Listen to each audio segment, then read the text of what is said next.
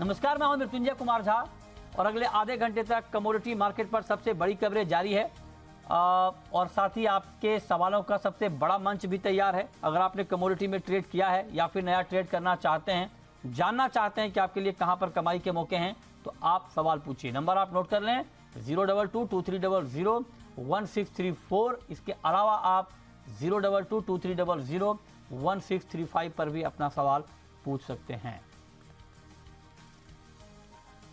और आज की चर्चा में हमारे साथ 4 खास मेहमान जुड़ रहे हैं। हमारे साथ हैं अश्विन नायक, चेयरमैन है federation of Indian spice stake holders के। हमारे साथ पुखराज चोपड़ा हैं, एग्रीकल्चर मार्केट के एक्सपर्ट। मनोज जैन साहब हैं पृथ्वी फिनमार्ट के, और अजय केडिया हैं केडिया कमोडिटी के।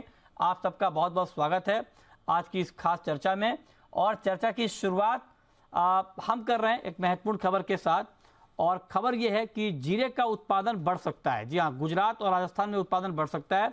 पिछले साल के मुकाबले 28% की बढ़ोतरी का अनुमान है। पिछले साल के मुकाबले बुआई 13% ज़्यादा हुआ है। Federation of Indian spice stake holders की जो भी कॉन्फ्रेंस भी जो सम्मेलन हुआ, उसमें ये आंकड़े निकल कर आए हैं।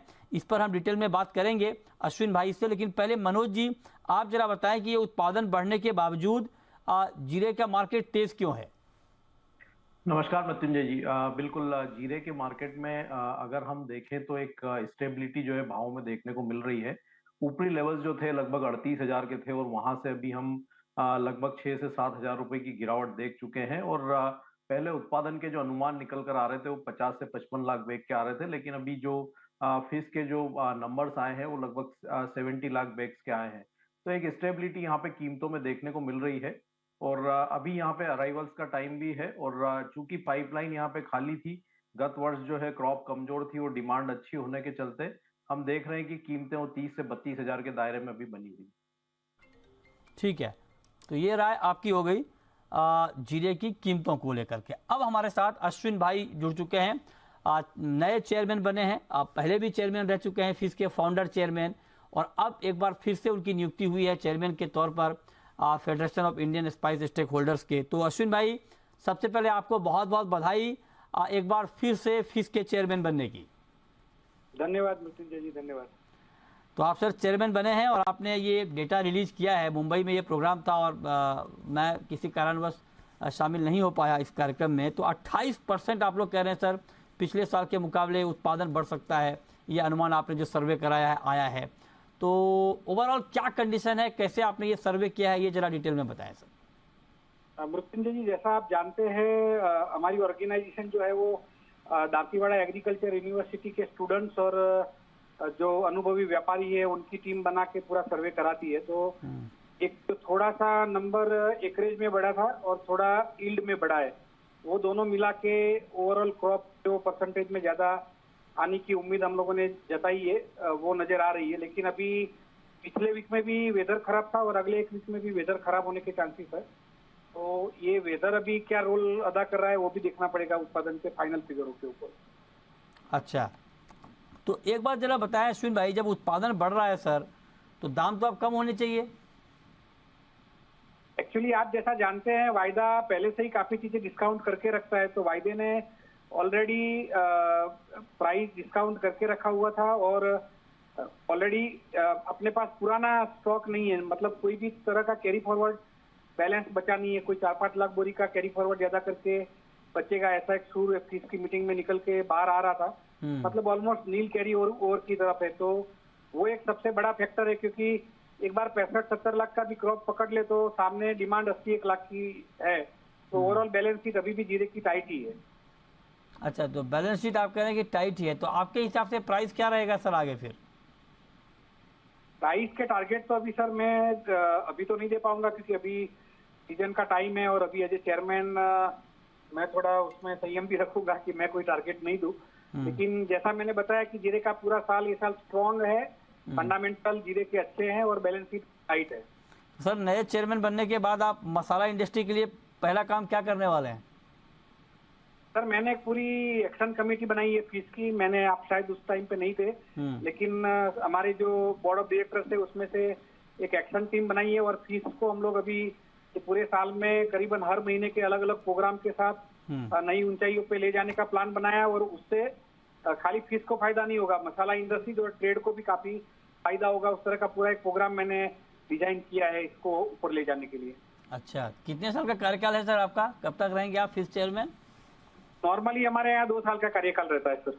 अच्छा, चलिए, बहुत बधाई अश्विन भाई आपको फिर से चेयरमैन बनने की। और जीरा का जो उत्पादन का अनुमान आप लोगों ने जारी किया है वो काफ़ी बेहतर उत्पादन का अनुमान दिया है। 28% उत्पादन बढ़ने की बात कही गई है फिश की इस रिपोर्ट में। बहुत शुक्रिया आपका। आगे बढ़ते हैं, अब बात करते हैं ग्वार की। और ग्वार में देखिए मार्केट बहुत ज़्यादा वोलेटाइल है। कल बड़ी तेज़ी हमने ग्वार में देखी थी, आज मार्केट धड़ाम हो गया, गिर गया। और ग्वार सीड का जो वायदा है वो देखिए आप, अप्रैल का वायदा 5730 पे क्लोज हुआ है। और ग्वारगम का वायदा 12,000 के करीब, 238 रुपये नीचे, 79 रुपये नीचे ग्वार सीड का अप्रैल का वायदा। यह हाल तब है जबकि यूएस की वेदर एजेंसी ने लगातार तीसरे महीने ये आशंका जताई है कि इस बार अल नीनो आएगा। और अल नीनो आने का मतलब हुआ कमज़ोर मानसून। उसके बाद भी ग्वार की कीमतें कम हो गई हैं। पुखराज चोपड़ा हमारे साथ जुड़ रहे हैं। पुखराज जी, बहुत बहुत स्वागत है आपका। क्या हो रहा है सर ग्वार में? ये मतलब तमाम जो फंडामेंटल है वो मजबूत हैं, उसके बाद भी ग्वार ठीक से बढ़ नहीं पा रहा है, हो क्या रहा है? देखिए, वाकई फंडामेंटल है वो सारे मजबूत है।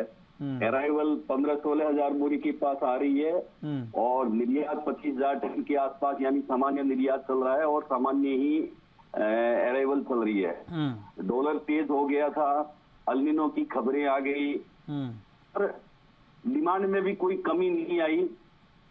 उसके बावजूद भी बाजार का नहीं बढ़ना, लोगों में ये निराशा का भाव है। आप देखिए किस तरह से एनसीडीएक्स के वॉल्यूम कम हो रहे हैं लगातार, और लोगों का रुझान ही खत्म हो गया है। मतलब लोग चाहते ही नहीं है कि वायदा में हम कारोबार करें, क्योंकि जहां भी फंडामेंटल मजबूत नजर आता है उस दिन बाजार मंदा ही नजर आएगा। और ये एग्री कमोडिटी में हो ही रहा है। जिस तरह से दूसरी जिनसें जो वायदा में नहीं भी है, जैसे सरसों है, तो फंडामेंटल तेज थे पर बावजूद उसके बाजार लगातार मंदा हो रहा है। एग्री कमोडिटी में कहीं भी उत्साह नहीं है मृत्युंजय जी, और उसी उत्साह नहीं होने का जो नतीजा है वो ग्वार में भी है। ये उत्साह ठंडा क्यों पड़ गया सर? देखिए, लोग थक गए। पहले तो बहुत सारा इस पे सोशल मीडिया पे चल रहा था ग्वार के बारे में, कभी फसल के बारे में चल रहा था, तो कभी डिमांड के बारे में, तो कभी सप्लाई के बारे में। अब लोगों में थकावट आ गई है। अब लोग थक गए हैं। जो ये बार बार लिख रहे थे कि तेज होगा तेज होगा तेज होगा, पर फंडामेंटल के अनुरूप चला नहीं। मतलब डिमांड सप्लाई है वो तो बोलती है कि तेज होना चाहिए, अल नीनो की खबर आने से भी तेज होना चाहिए था। आपने देखा होगा कि जब जब भी मौसम की कोई बात आई है तो ग्वार ने उसको रिएक्ट किया है। पर इस बार अल नीनो की खबर स्काईमेट और आईएमडी दोनों ने दी है, पर उसी दिन से बाजार डाउन होना शुरू हो गया। ऐसा तो नहीं कि जानबूझकर दबाया जा रहा है ग्वार को? ये दरअसल वॉल्यूम नहीं होने के कारण चंद जो लोग हैं वो इसे चला रहे हैं। अच्छा। और वो इच्छा से चल रहा है, उनकी इच्छा से चल रहा है। मुझे नहीं लगता कि इसके अंदर रियल अभी कोई तेजी मंदी है या फंडामेंटल की तेजी मंदी का इसमें कोई असर आता है। ये बिल्कुल नहीं है, किसी चीज को रिएक्ट नहीं कर रहा है। लेकिन सर ये जो अल नीनो वाली बात है, अलार्मिंग बात है सर। अल नीनो की आशंका है, और पिछले 3 साल से ला नीना था और ला नीना में अच्छी बारिश हुई, अच्छा मानसून रहा। अब ये अल नीनो आया है और बहुत सारे मौसम वैज्ञानिकों से हमने बात की है, उनका कहना है कि अल नीनो का मतलब ये होता है कि मानसून कमजोर होने की आशंका काफी बढ़ जाती है। हालांकि और भी फैक्टर होते हैं, लेकिन अल नीनो एक बड़ा फैक्टर होता है। अगर मान लीजिए मानसून कमजोर रहता है, तब क्या ग्वार में एक बड़ी रैली हम देखेंगे? देखिए, मानसून यदि कमजोर रहेगा तो मई के अंदर इसमें रैली आ सकती है। अभी हाल फिलहाल जो लग रहा है कि अल नीनो के खबरों पे रिएक्ट नहीं करना ग्वार का, ये ताजुब की बात है। मैं जब से इस ट्रेड के अंदर हूँ मुझे नहीं पता कि कभी भी ऐसे मौसम खराब किया, अल नीनो की खबर आई है और ग्वार ने रिएक्ट नहीं किया हो। पर ऐसा पहली बार देखा है जब ग्वार रिएक्ट नहीं कर रहा है। तो अच्छा। इसका जो भविष्य है एग्री कमोडिटी का, वही खुद खतरे में पड़ा है। अच्छा। जिस तरह से जिस तरह से दूसरी चीजें भी बिहेव कर रही है। अब जलवायु परिवर्तन का खतरा तो अल नीनो को छोड़ दीजिए, आप जलवायु परिवर्तन का खतरा आप देखिए। जैसे हमारे यहाँ नुकसान की आप देखिए, पहले पाला पड़ने से नुकसान, फिर गर्मी पड़ने से नुकसान, उसके बाद में बरसात और जो ओले गिरे उससे नुकसान, पर बाजार में रिएक्शन नहीं है उसका कहीं भी। ठीक है, ठीक है, शुक्रिया पुखराज जी आपका हमारे साथ जुड़ने के लिए, इस पर डिटेल में बात करने के लिए। अजय जी आप बताएं सर, ग्वार तो बढ़ने को तैयार नहीं है, आप लोग कह रहे थे ग्वार में अच्छी तेजी आएगी, आई नहीं। मैं छुट्टी से भी आ गया तब भी तेजी नहीं आई, बताइए। नमस्कार मित्र जी। डेफिनेटली अगर हम देखें तो गवार के जो फंडामेंटल है, जैसे पुखराज जी ने भी कहा, काफी मजबूत है। और मुझे अच्छे से ध्यान है, अक्टूबर में हम बात कर रहे थे जब 46-4700 का भाव था, और जनवरी में हमने एंड में 6600 के भी हाई लगाते हुए देखे।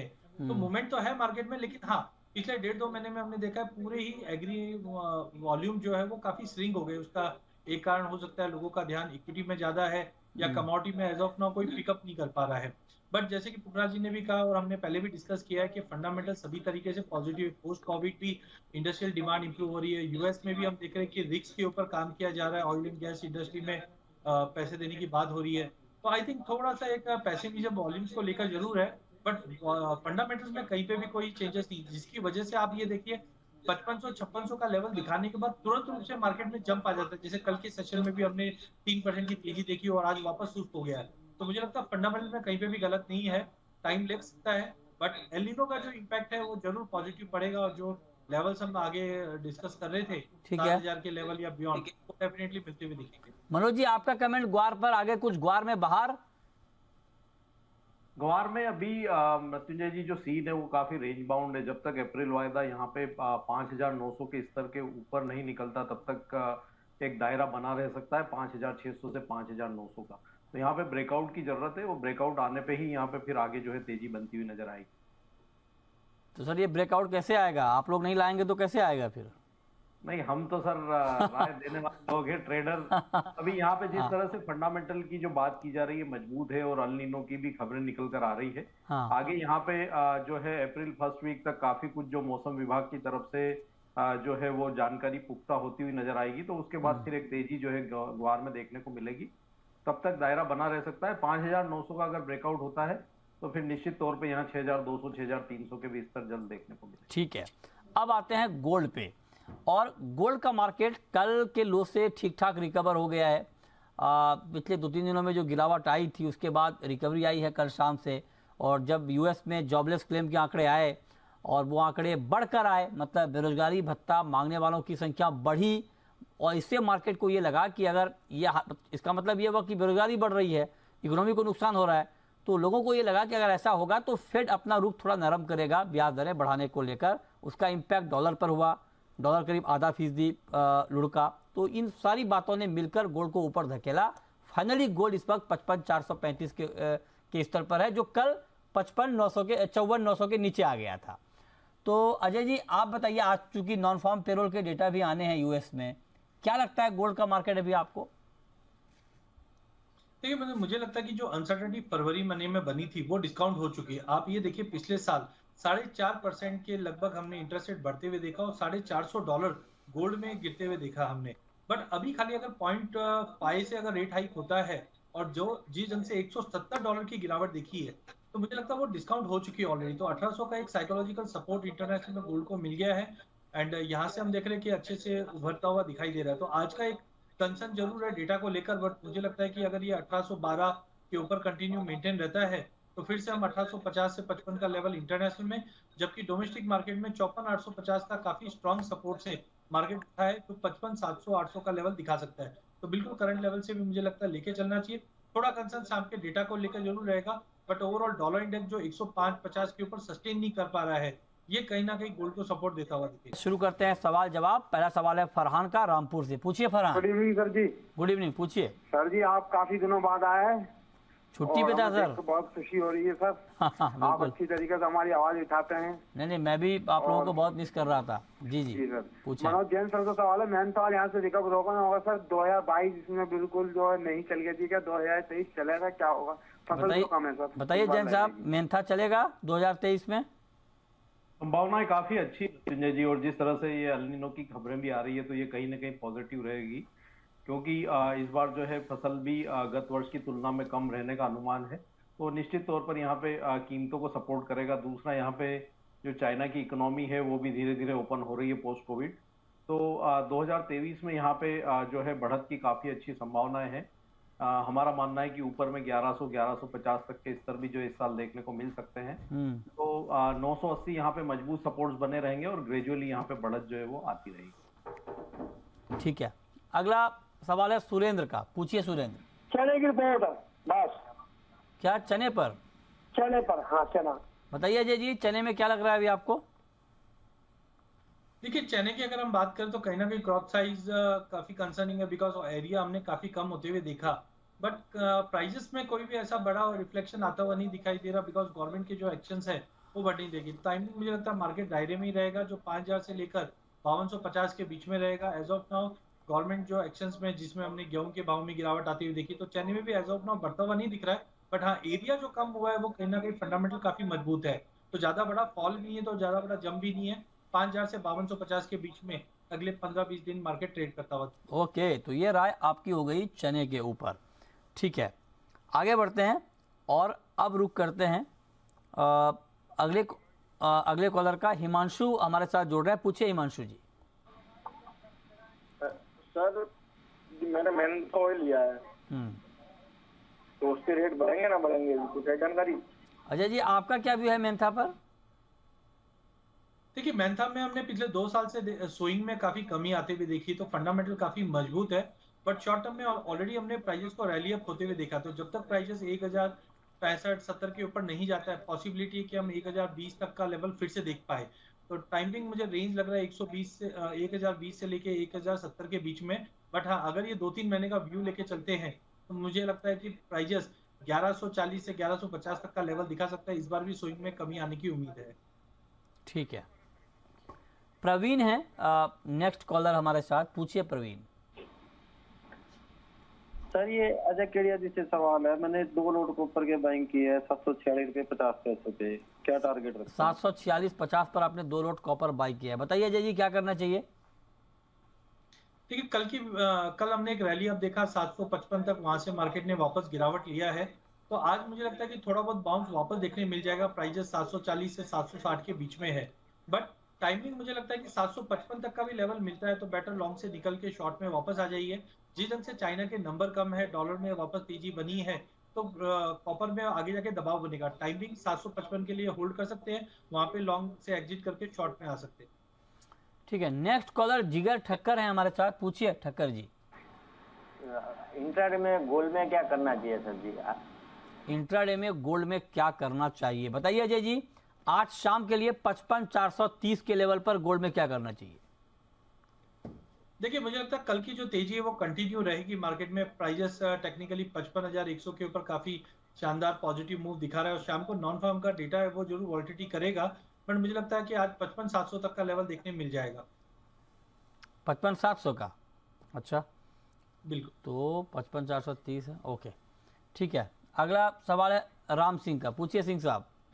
हाँ मृत्युंजय जी, मैं पूछ रहा हूँ सोयाबीन 65 तो हो सकती क्या 2 महीने में? सोयाबीन? हाँ चलिए, सोया प्रदेश से अभी जैन साहब हमारे साथ हैं। पूछिए बताइए जैन साहब। 6,500 सोयाबीन? नहीं, इतनी बड़ी बढ़त की संभावना नहीं है मृत्युंजय जी, क्योंकि यहाँ पे अभी मस्टर्ड का क्रॉप का अराइवल स्टार्ट हो जाएगा, तो उसके चलते यहाँ पे ऑयल सीड्स में प्रेशर रहेगा। लेकिन हाँ, जिस तरह से यूएसडीए जो है लगातार क्रॉप के अनुमान घटा रहा है, अर्जेंटीना में ड्राउट की सिचुएशन है, तो वो कीमतों को सपोर्ट कर रही है। लेकिन हमारा मानना है कि अभी जो दायरा है वो 5,000 से 5,500 का सोयाबीन के लिए बना रहे। ओके ठीक है, तो इस पर आप नजर रखिए। अगला सवाल है विजय का, गुजरात से हैं हमारे साथ। पूछिए विजय जी। क्रूड में क्या करना चाहिए आज के डेट में? क्रूड में क्या करना चाहिए बताइए जैन साहब। कच्चे तेल में क्या करें इस भाव पर? कच्चे तेल में यहाँ पे जो एमसीएक्स मार्च वायदा उसमें 6,130 के आसपास सपोर्ट देखने को मिल रहा है, तो वो लेवल मिले तो बाय कर सकते हैं। बेटर ये होगा कि 6,200 की कॉल ऑप्शन अगर 100 से 110 के दायरे में मिले तो वहां पे जो है बाय करके चलें। ऊपर में 150 तक के लक्ष्य के लिए, नीचे में जो स्टॉप लॉस रखना है वो 70 रुपीज के नीचे का स्टॉप लॉस लगा के। ओके ठीक है, तो ये राय आपकी हो गई। कच्चे तेल पर 6,170 के आसपास एमसीएक्स पर क्रूड में ट्रेड हो रहा है, 108 रुपए नीचे। नेचुरल गैस पर अजय जी आपका व्यू क्या है? देखिए नेचुरल गैस में रिसेंटली हमने एक अच्छा खासा जंप देखा, बट 220 के ऊपर प्राइसेस बिल्कुल सस्टेन नहीं कर पा रही है, जिसके चलते हमने 2 दिन के अंदर अच्छी खासी गिरावट भी आती हुई दिखी है। टेक्निकली पहले भी देखा था हम 200 का एक साइकोलॉजिकल काफी स्ट्रॉन्ग सपोर्ट है, तो मुझे लगता है आज के लिए 2 दिन की गिरावट के बाद एक रिकवरी बन सकती है। 202 पे लेके चलिए, 212 से 215 तक के टारगेट देखने मिल सकते हैं। ठीक है, अनिल कुमार है हमारे साथ हाथरस से, पूछिए अनिल जी। सर मैंने 215 रुपए पे 5 लॉट एनजी सेल कर रखी है, मुझे 195 का लेवल आज दिख जाएगा क्या? 195 का मुमकिन है जैन साहब, 195 का लेवल एनजी में? 201 यहाँ पे काफी अहम सपोर्ट है और हम वहाँ पे बार बार जो एक कीमतों में सपोर्ट आते हुए देख रहे हैं। तो मेरा मानना है कि 201 202 के आसपास आए तो एक बार शॉर्ट की पोजीशन में मुनाफा वसूली कर लेना चाहिए। ठीक है, बलविंदर है हमारे साथ, जुड़ रहे हैं पदमपुर से, पूछिए बलविंदर जी। नमस्कार सर। नमस्कार, पूछिए सर। काफी लंबी छुट्टी के बाद आपको देख के बेहद खुशी हुई सर, पहली बात तो। बिल्कुल, मैं भी बहुत आप लोगों के बिना बड़ा लग रहा था जल्दी छुट्टी खत्म करके आप लोगों के सामने आए। सर आज जो पुखराज जी ने बातें कही टीवी पर ग्वार के बारे में, बिल्कुल सहमत हूँ मैं उनसे, पर मैं जानना चाहता हूँ कि सर ये कौन से चंद लोग हैं जो इसको फंडामेंटल इतना अच्छा होने के बाद भी दबा के बैठे हैं? यही तो मैं भी जानना चाह रहा हूँ, कोई बता ही नहीं रहा है। दूसरी बात ये है कि सर देखो, अल नीनो का इफेक्ट पिछले 3 महीनों से IMD की, स्काईमेट की रिपोर्ट्स आना शुरू हो गई थी। और अगर अगले महीने अप्रैल में ये जो मानसून अगर सक्रिय हो जाता है तो फिर तो गुवार 45 हो जाएगा इस हिसाब से। तो क्या क्या क्या क्या सवाल है आपका, लास्ट में क्या बोला आपने? मैं ये कह रहा हूँ कि सर अगर अगले महीने में अप्रैल में जो फिर से मौसम विभाग की रिपोर्ट आई है, अगर उसमें अगर मानसून सक्रिय हो गया, अगर मानसून बेहतर हो जाता है तो गुवार 45 हो जाएगा इस हिसाब से। तो नहीं ऐसा तो है नहीं। अजय जी क्या कहेंगे इस पर आप? देखिए, बारिश और गवार का काफी बड़ा एक रिलेशन रहता जरूर है, बट आई थिंक मार्केट इस चीज को डिस्काउंट करके चल रहा है। और जो मुझे कंसर्न लग रहा है वो खाली वॉल्यूम को, पार्टिसिपेशन को लेकर लग रहा है। और अभी भी जो अस्पंसर बनी हुई एल नीनो को, उसकी वजह से रिएक्ट नहीं कर पा रहा है। बट मुझे लगता है अगले 10-12 दिन के अंदर वॉलिटिलिटी बढ़नी चाहिए और इसी का इम्पैक्ट प्राइसेस में आता हुआ दिखना चाहिए। बट डाउन साइड इतना इसलिए नहीं दिख रहा क्योंकि डिमांड भी है मार्केट में। डिमांड भी है, ठीक बात है, सप्लाई उसके मुकाबले कम है। महावीर है नेक्स्ट कॉलर, पूछिए महावीर जी। जी नमस्कार जी। चांदी में आज के इंटरडे में क्या व्यापार कह रहे हैं? ये 7 बजे से पहले के लिए टारगेट देंगे या पूरे रात के लिए देंगे, ये बता दीजिए। बताइए जैन साहब।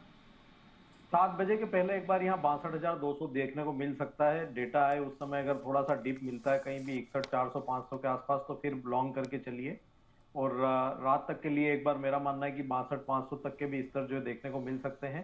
काफी ओवरसोल्ड जोन में है चांदी, तो यहाँ पे अगर डिप मिलता है डेटा के समय तो बिल्कुल लेना चाहिए। 61,000 के नीचे का स्टॉप लॉस लगा के ऊपर में 62,500 तक के लक्ष्य रख सकते हैं। चलिए, बहुत शुक्रिया जैन साहब आपका, केडिया जी आपका जुड़ने के लिए।